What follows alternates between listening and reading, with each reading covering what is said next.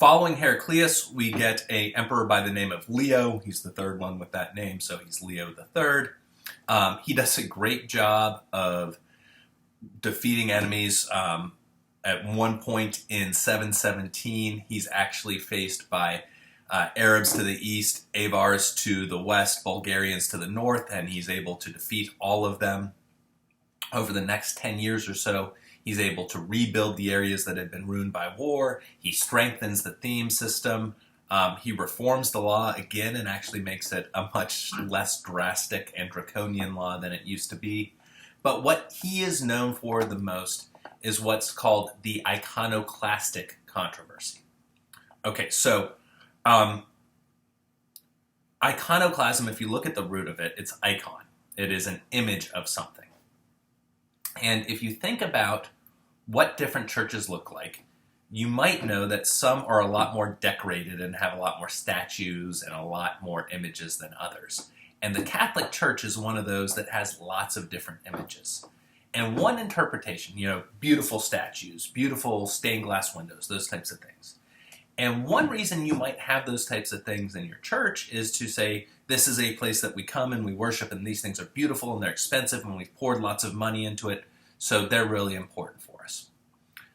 But maybe you grew up in a church or know people who go to a church that is a lot simpler and who might argue that all those things cost a lot of money that could have gone elsewhere.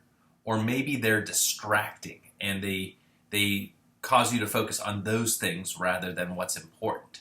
And in the case of the ancient Byzantine Empire, a lot of people were kind of engaging in what might have been considered a bit of idolatry by paying particular attention and even praying to things like statues of the Virgin Mary or statues of Jesus, rather than to this idea of God himself. And so in 726, Leo ends up launching a theological crusade against the use of icons or images of representations of Christ and other religious figures. And he's way concerned that these things are becoming too important, that people are focused on them rather than the religious spirit that should be the basis of the empire. And so he sends his army to destroy things. You can see here examples of statues with their heads popped off. The coin, by the way, is supposed to be Leo himself. And the government ends up really persecuting anybody who is opposed to this policy. And what ends up happening is the eastern part of this empire, headquartered in Constantinople, really says we need to get rid of these images. They're a bad thing.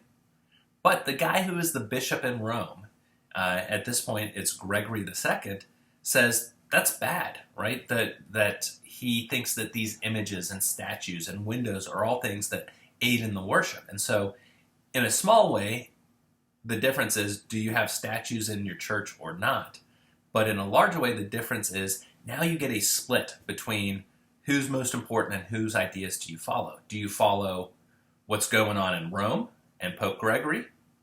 Or do you follow what's going on in the Byzantine Empire and get rid of these images? And this is one of the things that kind of creates a huge split. We'll also see how it's important when we look at the Franks in the next lecture.